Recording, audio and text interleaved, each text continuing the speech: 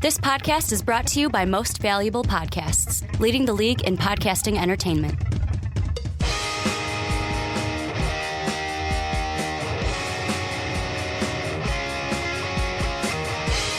Hello, football fans, and welcome to the Onside Kick. My name is Ricky Widmer, and as always, I'm joined by the Mark Weber. Dub them E's. And we're continuing our journey, Mark.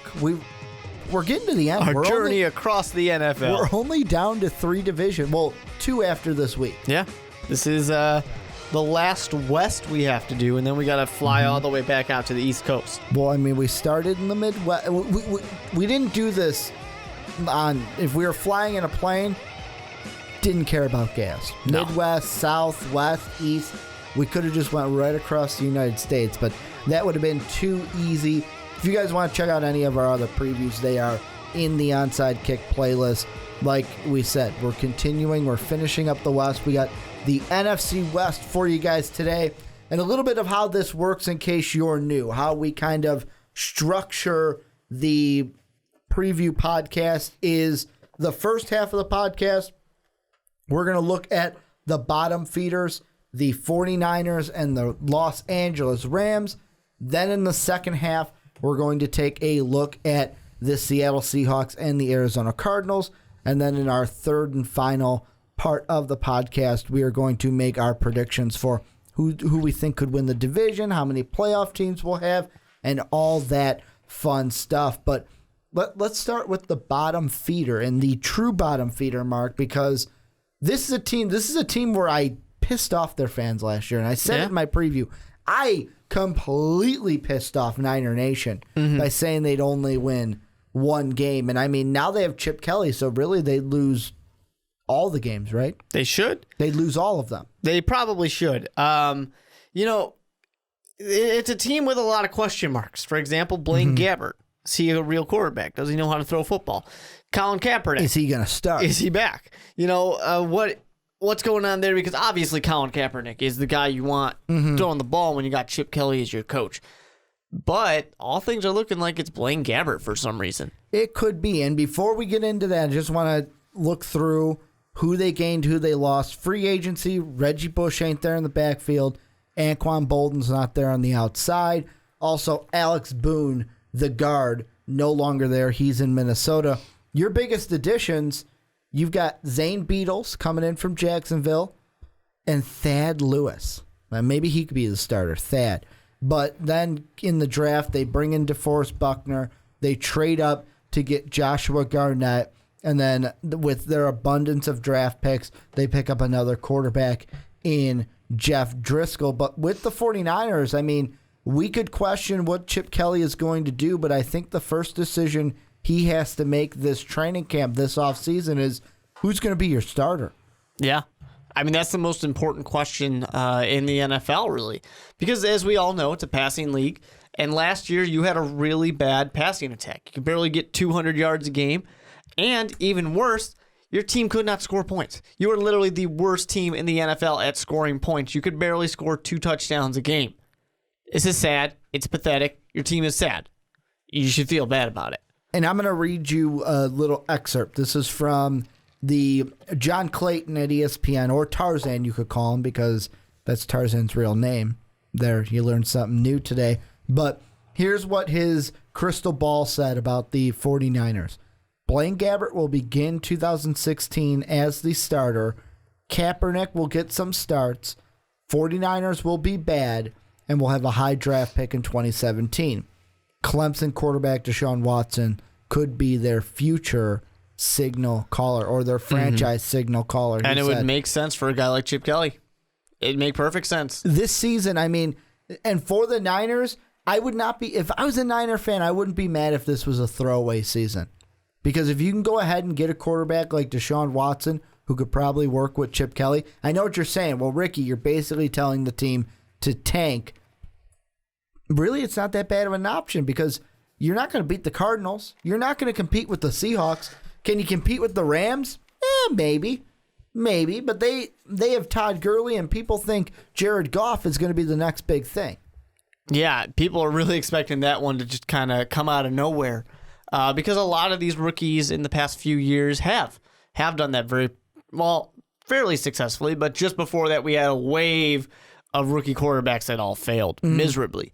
But when it comes to this one, actually Blaine Gabbert was part of that group, just to put that out there. But when it comes to these guys, San Francisco 49ers, I don't think their fans should expect too much out of this team right now. You have to rebuild is really what it comes down to. You have to kind of start that slow process. It's not going to be as slow as some of these other teams, like maybe the Browns when they're talking about the Philadelphia Eagles rebuilding.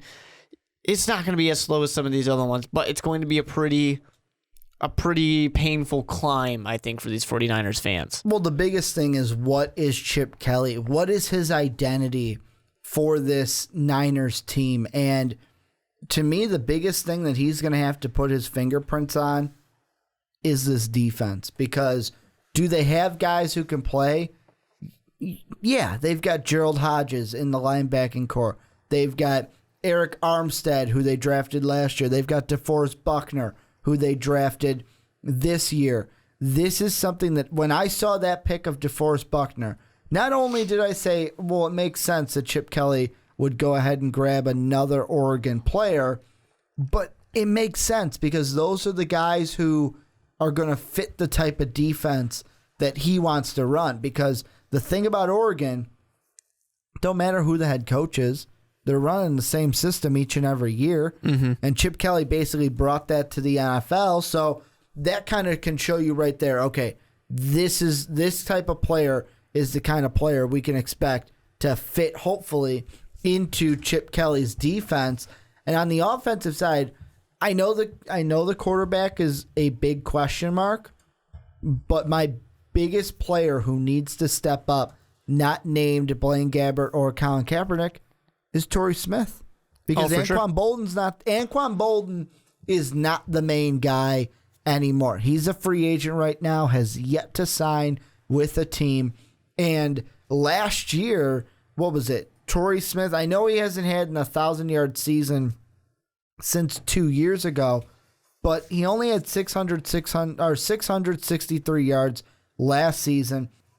He did average just over 20 yards a game, but that's what you expect out of Smith. You expect that big play wide receiver, but to me, he's got to be the guy who it's like, we're going to send you out there, you're going to be the number one wide receiver. You got to be 1,000-yard wide receiver for us if we're going to have any success. Because the three things that I would want for a football team, these are the three things I want. First, give me a franchise quarterback. 2, give me fucking big guys that can block for them. 3, give me a guy that can catch the ball. That's all you need to win in the NFL. For sure. And I think that Chip Kelly is trying to see which of these two quarterbacks that first one might be able to answer. I think he's got hope that Colin Kaepernick can be that guy. Because Kaepernick fits his system, right? Exactly. Or fits the kind of quarterback he wants. And he had success previously. It just has fallen apart since. And then the other thing, yes, DeForest Buckner's there. But when you look at this draft, what do you notice? You notice a lot of defense and you notice a lot of linemen. So it really looks like, they're trying to build this team from the core. Build the core, have that become solid, and then we can build out further. Yeah, there's a couple corners in there too from the draft, but all of this is important. Defense needs to be improved. Offense needs to be improved, but the offensive improvements, besides one wide receiver taken in the 6th round, all along the line. So they're trying to build it up. They're trying to keep that quarterback on his feet. What really, yes, DeForest Buckner, freak athlete from Oregon, there's the connection there. It's hard to pass up. I really would have loved the 49ers to have taken a wide receiver, though. I just would have loved, because it doesn't matter which quarterback's up there, they're going to struggle. Torrey Smith is the only, really great option out there. So anyone else, any quarterback out there is going to struggle because they don't have the options to spread that ball around. And they don't really have the very strong running game that's kind of needed to make Chip Kelly's system work. And sure, maybe it can start to improve. Maybe we can look to the future. Maybe we have to think about, the next draft when it comes to that running back. But they're missing so many key parts to this Chip Kelly team.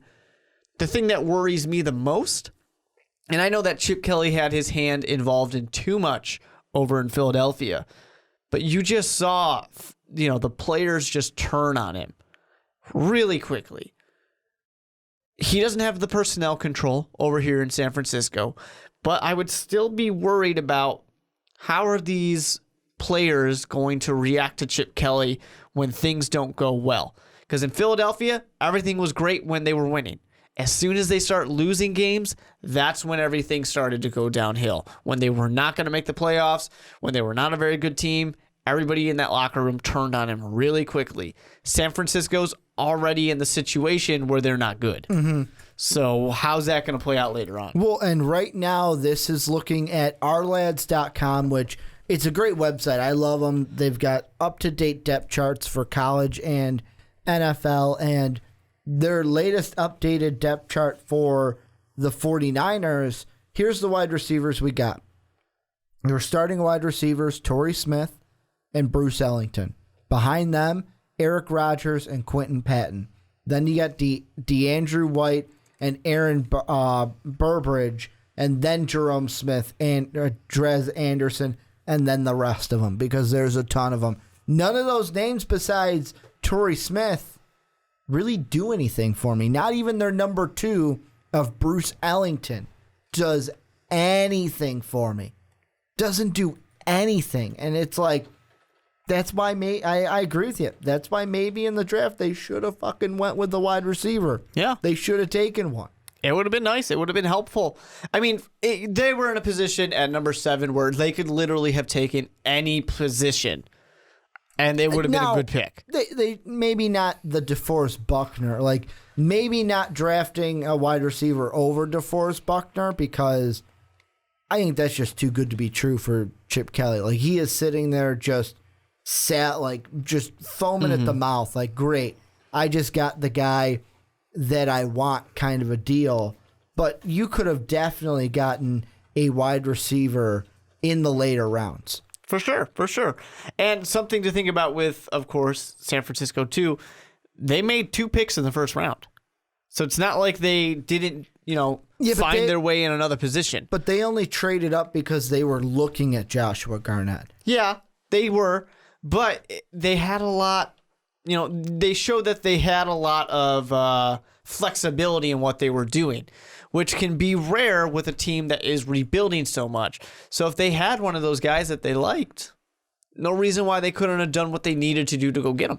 I'll throw a couple out there at you. 3rd round, 68th pick, they take Will Redmond, cornerback. Could have taken Braxton Miller.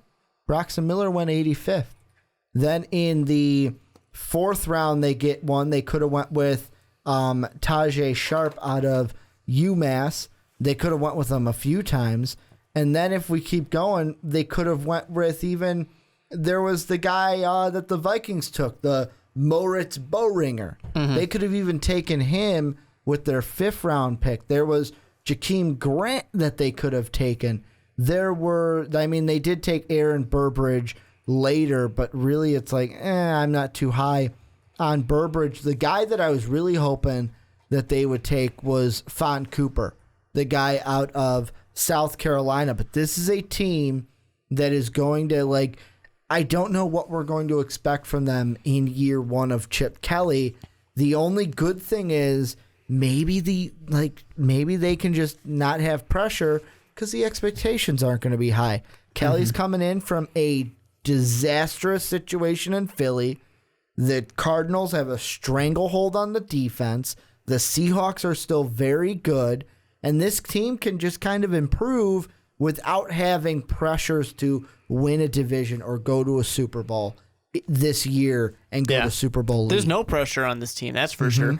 I really think that, in the end, they probably about what they were last year, maybe like 1 game less. This is not going to be one of the worst teams in the NFL, I don't believe. If you want to know who I think the worst team in the NFL, you can go check out my video or my article on mostvaluablepodcast.com where I answer that question. But I don't think they're going to be the worst. I just think that they're going to be quite possibly top 5 bad, but 100% sure this is a top 10 team for badness. Okay, let's move on because we've spent enough time on the 49ers. we're going to move on to the Los Angeles Rams, which the biggest news is they're no longer in St. Louis. I believe this is the first preview we're doing where they are the LA Rams again here in the NFL. And some of the free agency and drafts that they got, they lose. The biggest losses, Janoris Jenkins, he's now with the Giants. Chris Long, he's now playing for Bill Belichick and the Patriots. We have James Laurinaitis, he's now in New Orleans. Jared Cook is in Green Bay. Nick Fairley is also in New Orleans. This team lost a lot. They lost a few guys.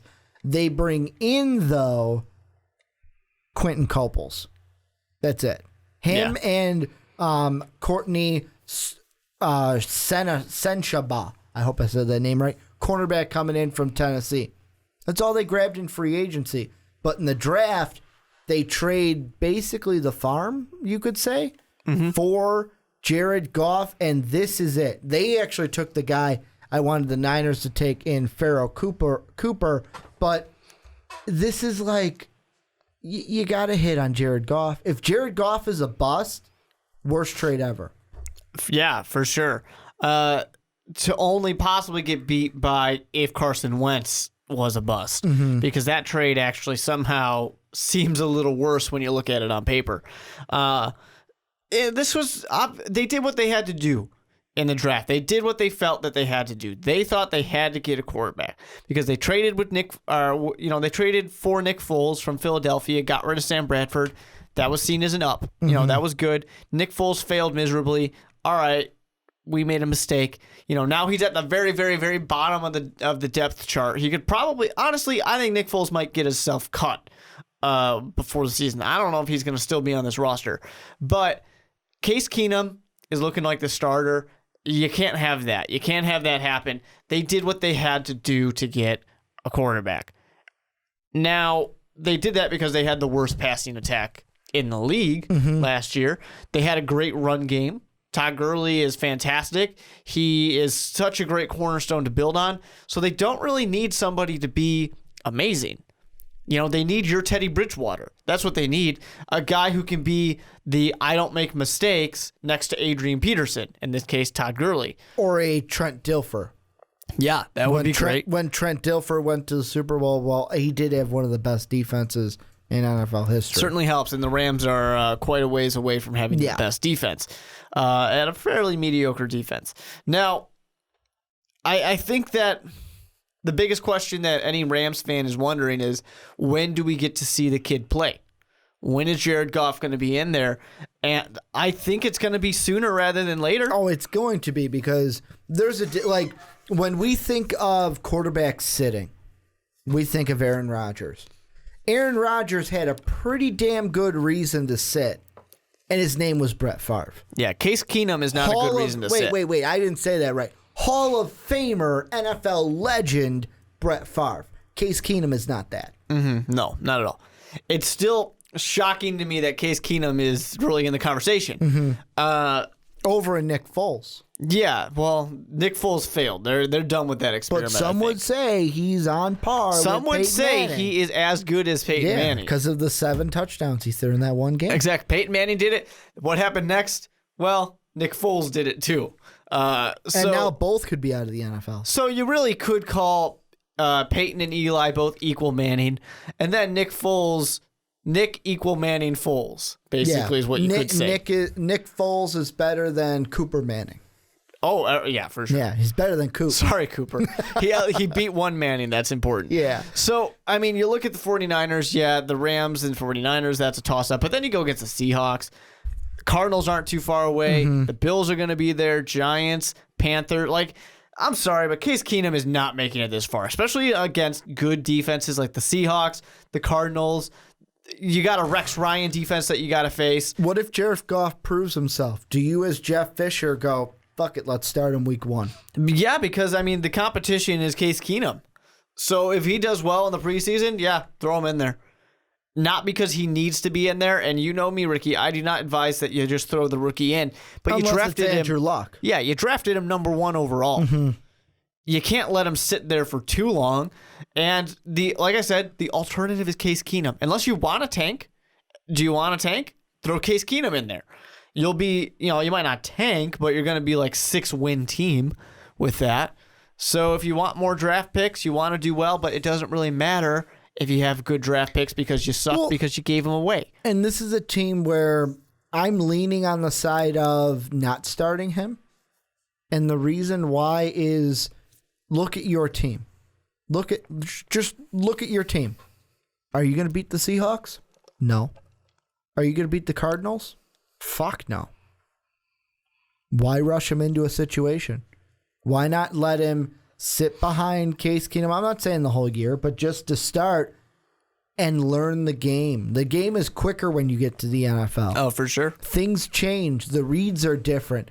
And this is something where, unless you're Andrew Luck, you got to me, you got to sit him at least a few games so he can get that kind of just rhythm for the speed of the game in the NFL compared to college. The one unfortunate thing, like I was saying in this situation, is that if your team does badly next year, you don't have the benefit of good draft picks. No, you don't, because you gave it to the Titans. Yeah, you traded them away.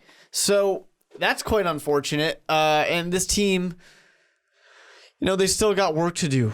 They really do. They need more wide receiver help. The tight ends, they're trying. They drafted a couple. They're trying to get some help. They're getting that support at the tight end position. The defense is not great. It's not terrible, but it's definitely not great. It's really the run game. Run game is the one good thing that's holding this team up. You got Tavon Austin. You got Kenny Britt. Is one of these guys ever going to step up? Maybe with this young quarterback. I don't know. I wouldn't expect it, though. I'm not excited about this wide receiver. Tavon Austin to me has to prove, are you a number one? And neither one of these guys are actual number one. And Kenny Britt screams washed up to me. Just like you said, not a number one, not even a slot receiver. He's a guy, and one of the worst things, and I hope the Rams aren't this stupid of a franchise. I saw an article today on ESPN where Wes Welker didn't rule out a comeback. And I'm like, if the Rams are that fucking stupid to sign Wes Welker, then they're the stupidest franchise in all of football, because that guy should be sitting at home with all the concussions that he's had. Yeah, but even with all those concussions, he's better than most of the wide receivers on this roster. But I'm saying as a health reason, they should be smart enough to say, no, go sit at home. Yeah. Oh, they should. I hate to say it this way because I feel like this question comes up, but is Jeff Fisher going to get fired? Yeah, no, totally. That's what's going to happen. I mean, he's one of those coaches that can continue to suck. I don't think he gets past this season. He can just be bad or mediocre nonstop and still continue having a job. Well, it's like Sean said in his Rams preview. I believe I'm going to quote him correctly. Jeff Fisher, he may be able to get you to the big game, but he can't win the big game. Lately, he can't get you anywhere. He can't get you anywhere of late, but he did get the Titans to the Super Bowl. Yeah. But he didn't win the Super Bowl. He did. It's been a long time since that Super Bowl. That's for sure. That was the first Super Bowl party I ever went to.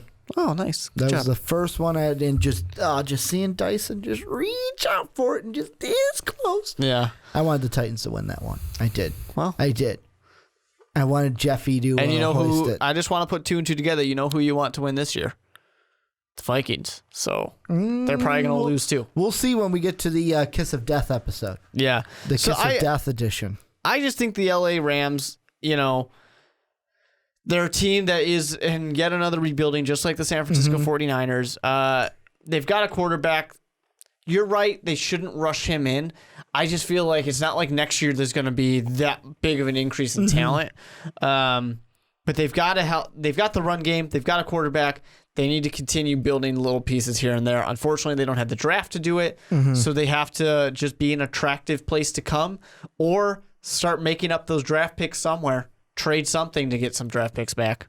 Well, and I'll tell you, one wide receiver they could target if he doesn't get a long-term deal done with his team is they could go after Alshon, because he's going to be one of the big free agent targets. Sure. Next year, and he still doesn't have a long-term deal with the Bears. I have to think the Bears know they need to get it done. So I don't think he's going to actually be on the table. Wes Welker is probably not a realistic option either. for the Rams, just keep running the ball. That's all it comes down to. That's all you got is Todd Gurley, right? That's all you got. That's all you got.